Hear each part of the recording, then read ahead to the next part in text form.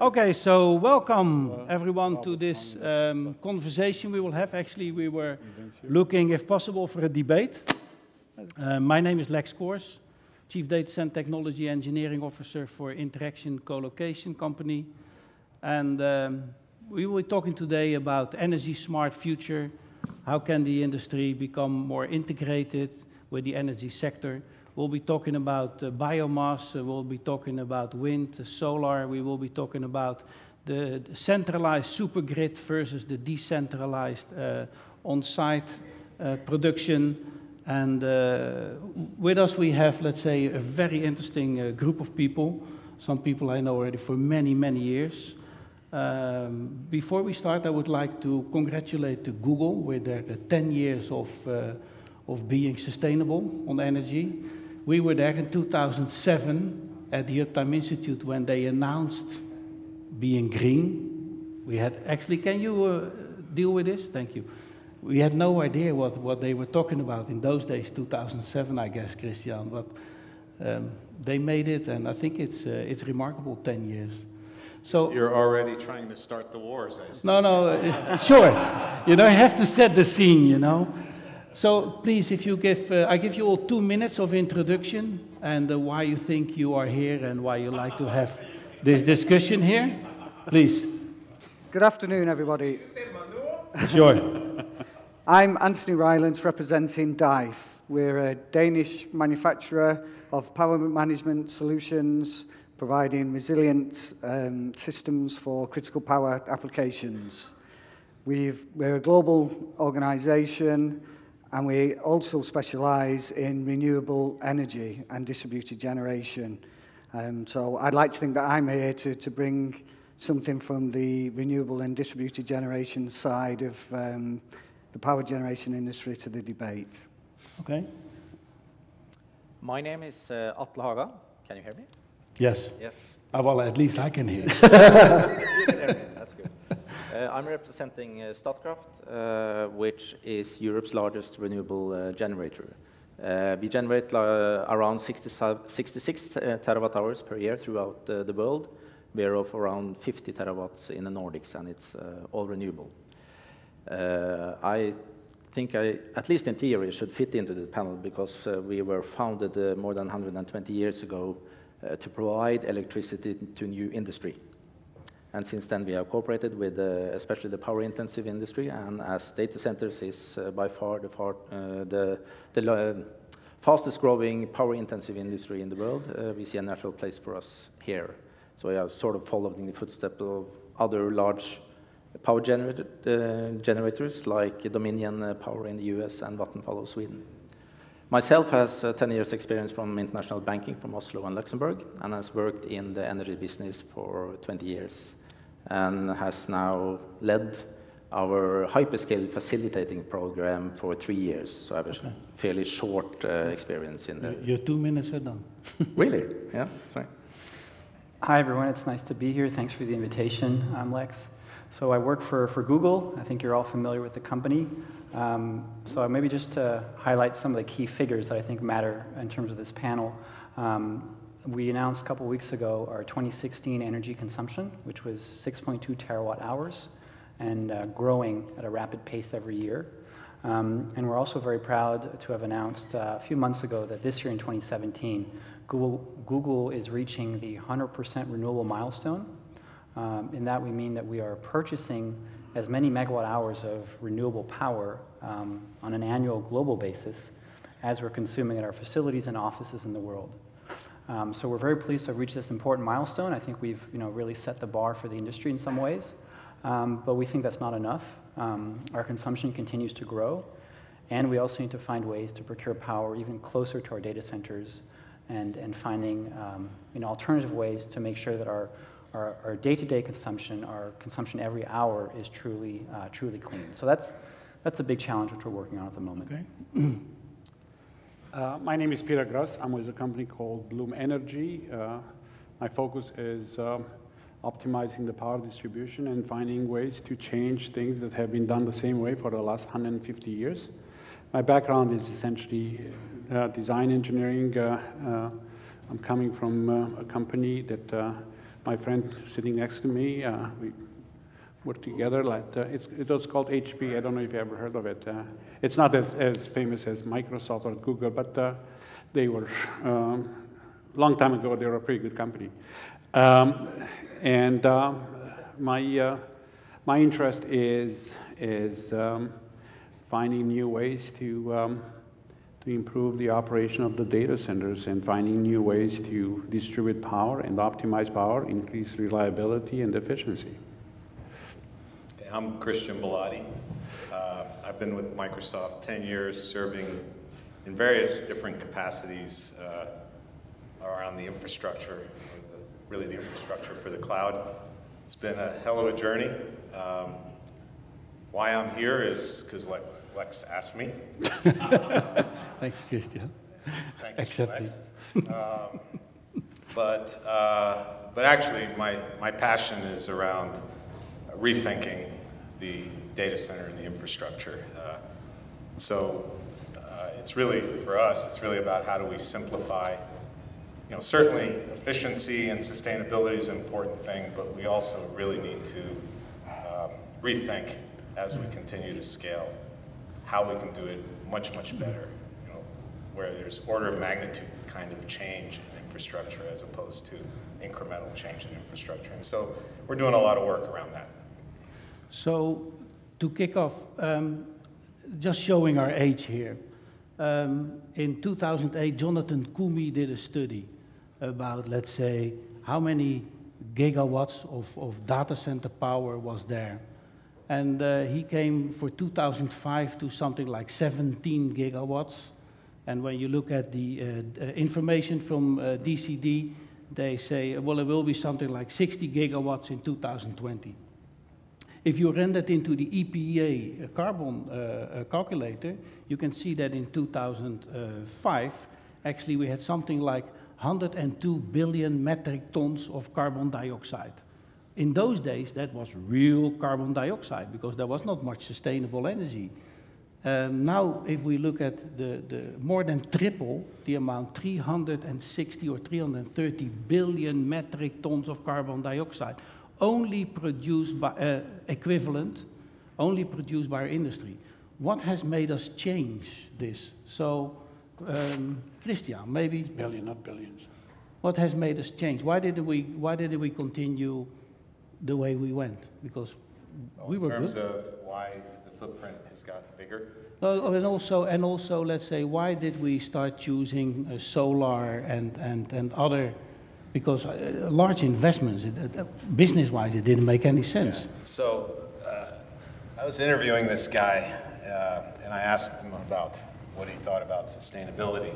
We ended up hiring this guy, but he said something that I think really represents probably most of us up here on the panel. He said sustainability is ensuring that you're around for the long haul. This could be a company, a person, or whatever. And deservedly so. And I think that's a really powerful statement. Yeah. And I think of, you know, what we're doing, how we want to pass things on to the future generations, and really our respective companies. I do believe that that's a really important thing for companies to succeed in the future. Okay. Yeah, if you look at the industry, the economy as a whole, the data center represents a fairly small segment, right? Numbers varies, 2% is the most widely used numbers in terms of consumptions, 2% of energy consumptions, but they are probably the most visible users of electricity. There are this large concentration, and because of the names like Microsoft and Google and Facebook and a few others are so embedded in the social conscience of the mankind, and because of that, sustainability is an important thing. It's just like Christian said, it's about our kids and our grandkids. Since early 1900, the temperature rise has been quite significant, 1.8 degrees Fahrenheit. We're going to reach very quickly, probably in a few years, the 2 degrees, which is considered the threshold or irreversible. Since then, the ocean have risen 9 inches, which is not very good for Miami Beach and a few other places around the world. It's good for the Dutch ones. That's why. That's why. Yeah, I'm not buying properties in Florida, but so it's a major issue. And if you look at what a lot of companies are doing and what my company is attempting to do, is all focusing on that. But we are this is a data center gathering, and we look at sustainability as a component of the larger picture, because you cannot divorce sustainability from things like reliability and flexibility and cost. TCL, right? Total cost of ownership. Okay. Finding ways to combine all this and bring an optimum ratio between these 3 or 4 components is essentially what we're all trying to do. And Marc, what drove Google in those days? It didn't make any sense in those days. Especially, let me drop the first bomb here. I remember Greenpeace at a certain moment talking about people who are using coal. And I asked the question, I said, look at yourself, guys. 3/4 of your fleet is running on heavy fuel. It's the biggest cancer-producing medium you can have. So it didn't make any sense in those days. So what drove you guys? So yeah, so we do read carefully the Greenpeace reports that come out every year, and I think we think they provide a very useful tool to society to give an external view on how clean is the energy consumption of the major data center IT service providers. They do a decent job. From the inside, we don't think that their data is necessarily always perfectly accurate, but certainly in terms of sort of keeping all of us on our toes and giving an external grade on how we're doing is important. So, we really support the efforts that Greenpeace are doing. And certainly on our side, we're very aware that, although we do sign renewable PPAs that bring online new generating capacity, which is clean, which brings new clean power to grids, we should also be mindful of what is our actual carbon footprint, on site. Was it really green in those days, or was it offset by planting trees? No, so we definitely sign PPAs that, we buy power, we're physically responsible for it, and these wind farms and solar projects wouldn't exist today if Google hadn't signed this agreement, so we feel very good about that. Okay. One could say that the data center industry has developed together with the society. I mean, 10 years ago, it wasn't that much focus on sustainability, while it is now, and the Greenpeace report, Click and Clean, is a proof of that. And you can see a clear correlation between how much consumer-driven the company is and how green they are, like Microsoft or Google, which are directly to the consumers, are very open-minded and very focused on this. But other companies present in this room doesn't have that same focus. But the gravity works, and I think we are working, or we are driving over to a more and more renewable data center consumption, and that is needed because the explosion we will see in both the data and the power consumed will force that to actually happen. Okay. But Atle, if I could just add a quick word, I think it's important to realize that although big companies like Microsoft and Google can do some big, fancy, shiny deals and be very proud of announcing it, I think part of our responsibility is also to help smaller companies in the industry find ways to get their own source of clean energy. And right now, it's not easy for a small firm to do this. It's complicated to sign a PPA. You don't have all the in-house resources. So one thing we're working on really hard at Google, and maybe Christian can speak to Microsoft's view on this, is finding ways to actually help other companies do like we're doing. And frankly, right now the tools aren't there. We have this market where we have lots of renewable projects. We have lots of consumers that care about power, whether you're a data center provider or personal shopper. And what's missing is a marketplace to bring those two parties together. Okay. Okay, I would just like to add to that, everybody here in this room, with the critical power, it's the main problem is the intermittency that we call from renewable energy sources, and so it's finding that balance between the resilience of your networks against the renewable energy sources that are provided, and having a smarter grid to enable that to work within the sector that you're based. So you're more on the supergrid side then, or are you more on the decentralized grid? I would support more of a decentralized grid. Because in Europe we have something we call kind of supergrid, where we just dump all the green stuff into the net, a lot of losses, but it's there. So what drove you guys to basically making the decision of going off-site, of on-site production? Because was that scarcity? Was that a real business model? Was that corporate responsibility? Because I cannot imagine to say, okay, let's take 500 million and build myself a wind farm or a solar farm. What drove you guys? Peter, maybe you can start, because you have seen something there on-site generation as well. You know, there was also a tough business case. That was not an easy one. Yeah, the way I look at it is there are three ways to do that in a very simplified way. You can generate electricity in Iowa and consume electricity in North Carolina, right? So you display certain source of electricity, and you assume that someone else is going to use that green electricity closer to the generation, the wind farm in Iowa. That's one approach. The second one is pretty much closer to what Apple is doing, that their source of renewable energy is physically located in the vicinity of the data center, which is fairly difficult to do. And the third approach is distributed generation, or on-site generation, or what is called microgrids. But essentially, you find a source of energy physically located in the vicinity of the load, in this particular case, data center.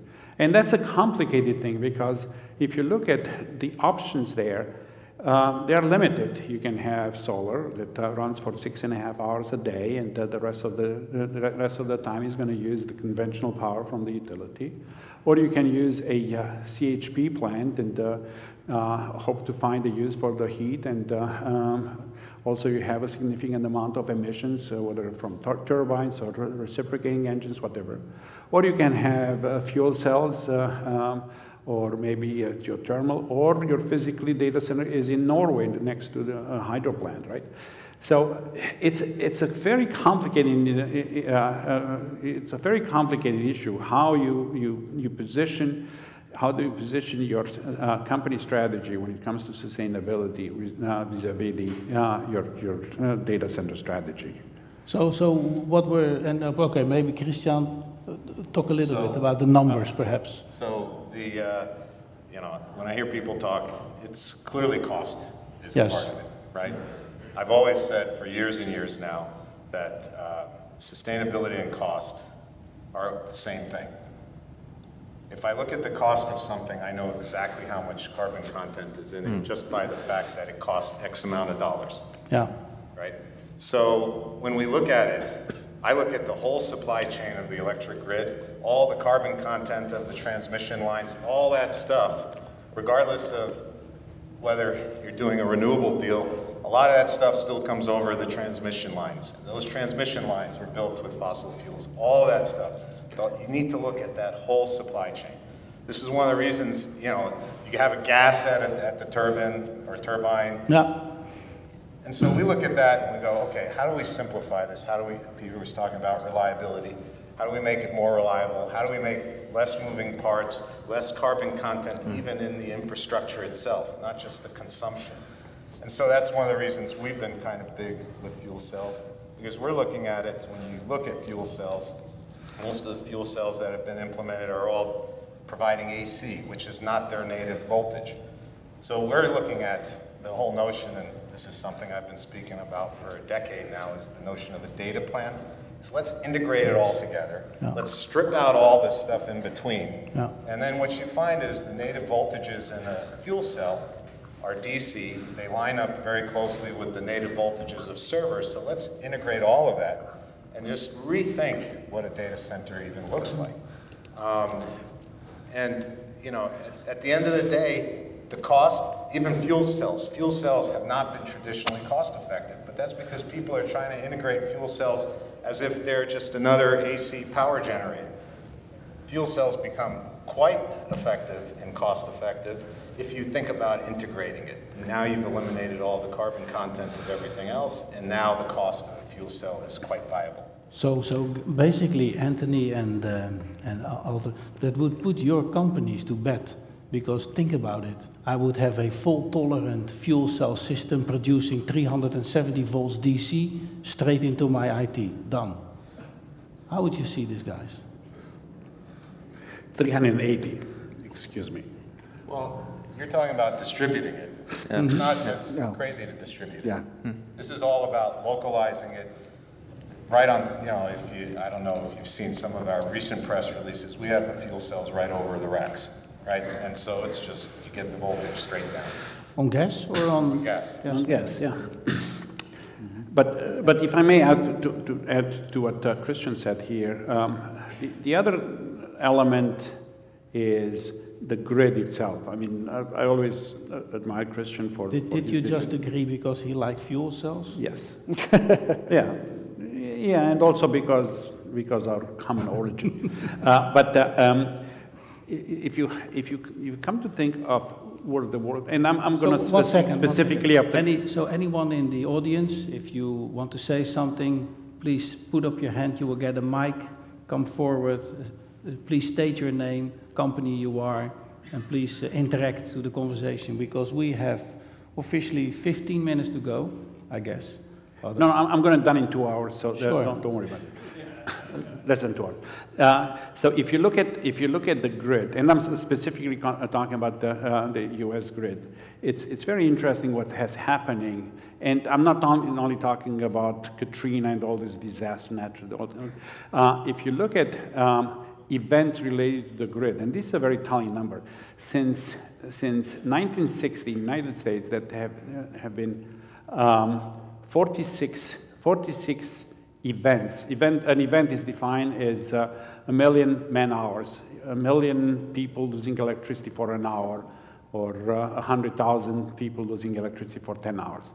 The 46 events. Between 1960 and 1989, there have been something like 7 events. From 1989 until 2016, there have been 39 events. The rate of degradation, aging of infrastructure, plus all the other events, natural events, things like Fukushima and cybersecurity, nuclear power plants being shut down, all these events create an environment where people are more and more concerned about the fact that maybe it's time to have full control of your power destiny. Find ways to not rely on utility and being able to operate independent forever. So in that context, if we really like to be 100% sustainable, we have to solve the storage thing. So on the front side, I guess, north side of the rack, we need to have storage devices that can cover for the times that there is no wind, there's no sun. How do you see the development of that? Any view on that, or anyone else? I think storage is a key element to sustainability within power generation in general, data centers specifically, as it allows you to overcome the intermittency created by renewable energy. So if I have, let's say, I need 100 megawatt of energy storage for 8 hours. Because if I build my site, let's say, in an area where the sun always shines, I have a fault-tolerant site, I need to cover for the night, whatever. How far are we off? Who has a guess? I guess it's hard to say, but that's an easy question, because you could also be connected to a wind farm, which has much larger fluctuations of the outage, Sure. of the production, and so basically what you need is to be connected to a very strong grid with flexibility, and that's maybe a contradiction in the concept of additionality, because then you need new renewable power like solar power or wind power, and with huge fluctuations, and that to power a data center with basically base load 24/7. It needs storage. It needs storage, yes. Oh. So and how far are we off, I should I should add that in Norway we have the lowest storage possibility in Europe because we have large reservoirs.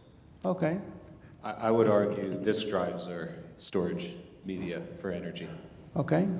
And this is something I've also talked about, is the fact that when you look at data, data is a more refined form of energy, right? Yes. A computer simply is another power converter. You start with gas or wind or a fossil fuel of some sort, you convert it to electricity, distribute electricity.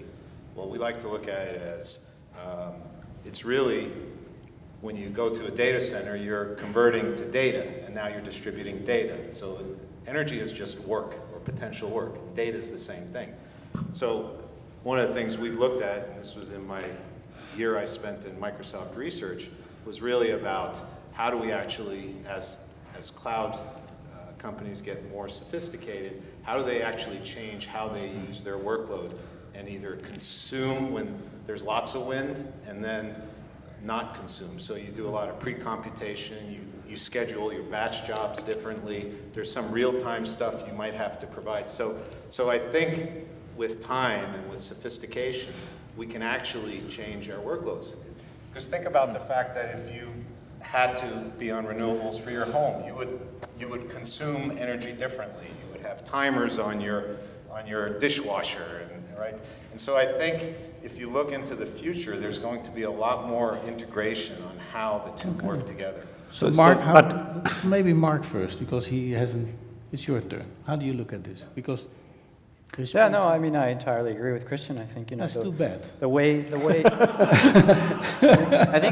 I think it's important for this audience and all of us to be aware that, the electricity infrastructure, the way we have it, is a very sort of prehistoric animal that hasn't really evolved, and we're all how would your search engine work? Because a massive workload. So take the concept of Christian, say, okay, let's time out a little bit here. How would that work? I was just going to say, we're all looking at utilities as, I think, playing a vital role in distributing energy, but also as operating under a premise that hasn't really evolved in, maybe hundreds of years. So I don't think Google or Microsoft are ever pretending to turn into a transmission operator, but I think we're all developing cloud-based solutions, and at Google especially, we have a focus on machine learning and artificial intelligence, and we see very promising ways in which we could use data better to allocate this power more effectively between these different renewable generators that are out there and big baseload consumers like us and other industries.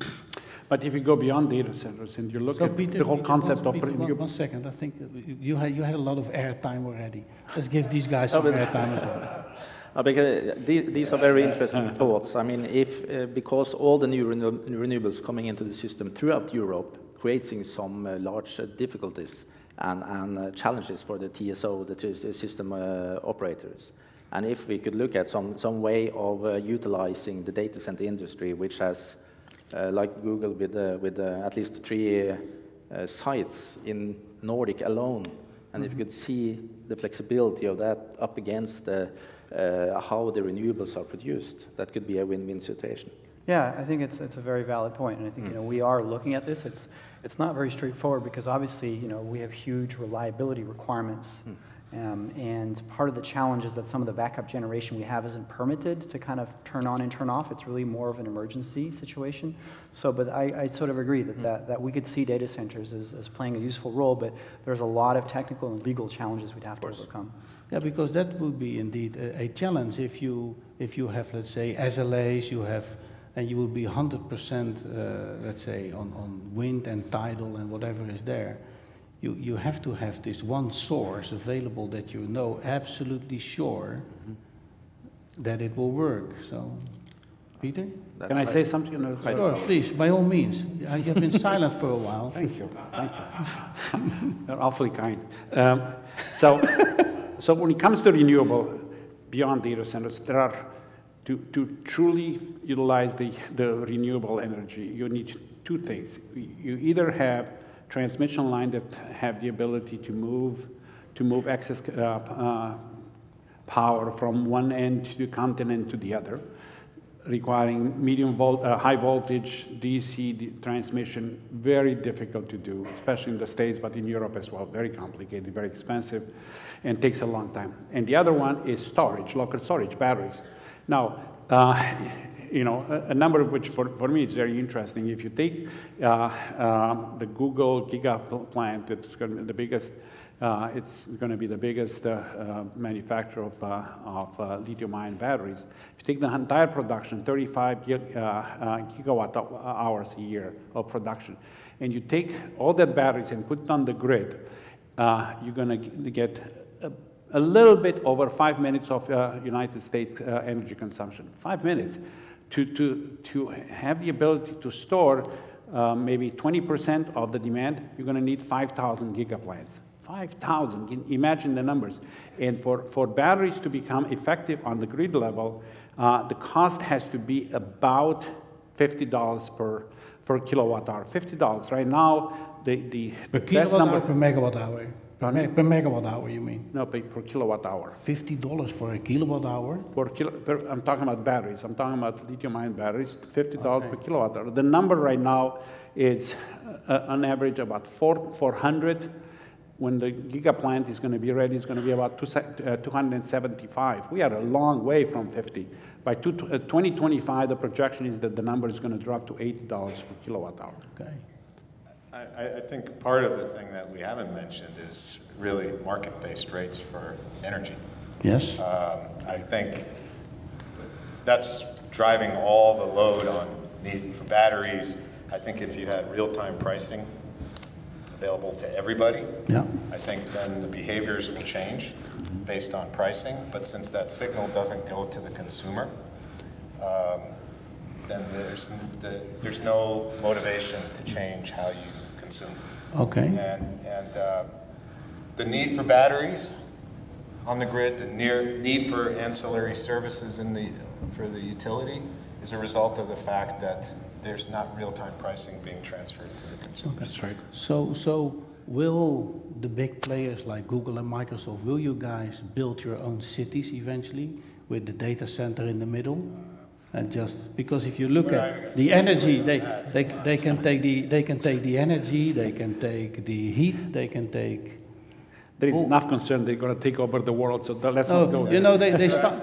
Let's not go there. They started with software, and eventually, if you see there now at you guys are energy providers. We're not energy providers. You're not. But if you look at the capacities you guys are building, you know, it's more than sometimes a supplier. Is that available for people in the area?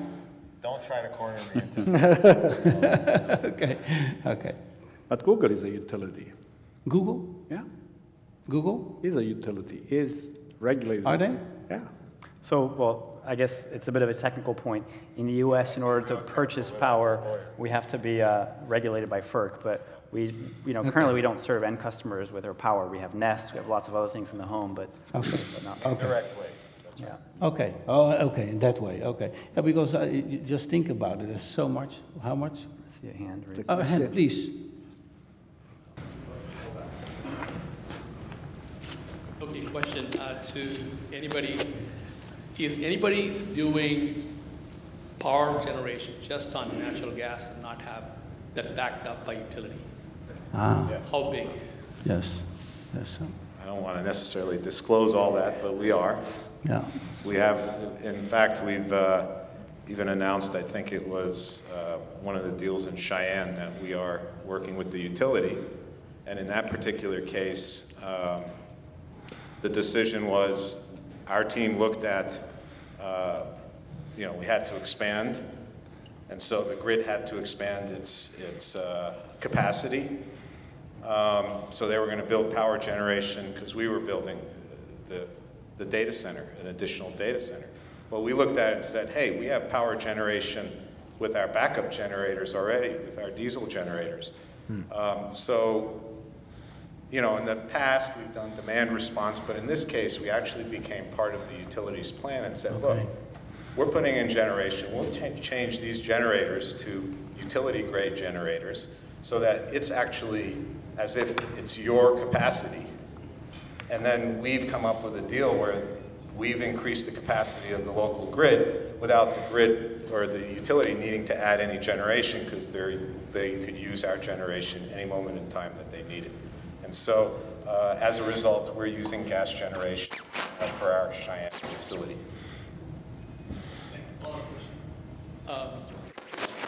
Why are you using generators instead of gas turbines? Because that was the easy step to just migrate from the diesel. But I would argue that we are going to be looking at scale type of generation. Yeah, so it's just a matter of time, right? We take steps to... And turbines do not really like step load. Diesel and gas generators, they can handle step load. We have certain time constraints too, but to his point, it is something we're looking at. Yeah. Can I add something? Sure. 1 second. 1 second, there's someone else here. I was going to talk. Okay, there. Cole Crawford, Vapor.io. Question maybe for Peter, Marc, or Christian.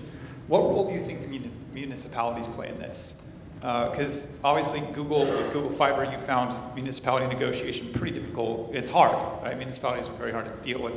But your tax abatements are coming from municipalities, right? And data centers in Idaho and data centers in Cheyenne are very different than data centers in downtown San Francisco. And power generation is very differently in downtown San Francisco. So how do you think that the municipalities should be assisting as you guys are trying to move towards more renewable when the standard power generation for San Francisco is 40 volt, 3-phase down to 277? Well, number one, we wouldn't build a data center in San Francisco, right? I mean, so part of how we select sites will be where it makes sense for us, right? But if I could, but what about like these experiences for like low latency office, 365 activation, or your AR VR experiences, these low latencies, and should you be thinking about Energy Smart in context of following fiber, where you would interconnect, or should that happen first? Well, I think you're an edge guy, if I recall. So I think part of it is what we push out on the edge, right, to localize stuff. And so we distribute some of that stuff. It'll be lower power. But certainly how municipalities react will also depend on, whether we like the area to actually expand it, right? But it's a case-by-case situation. But municipalities, and many of them are very progressive, and they see the benefits that come along with it, and so they'll be very aggressive in giving us those kind of opportunities. 5 minutes? But also with the advent of 5G, 5G, the distributed generation in cities is going to be fairly prevalent, and I think that a big factor that we want to consider in distributed generation is blockchain, and the impact of blockchain in the ability to optimize the distribution and ability to maximize the output of these distributed generation solutions with respect to your neighbors and other users. Can you add to this? No, I think that's the case. The revenue will not be there to replace the infrastructure on a wider scale, so local generation municipalities would be certainly the way to go forward. I remember a funny thing. We are dealing with municipalities as well. And what they ask us is that we have to provide the heat, making it available for the communities. And what they're actually saying is that connect us to the city. But when we say here is the heat exchanger, it's a 10 megawatt heat exchanger, and they never come. They simply say it's too expensive. How are you guys dealing with this?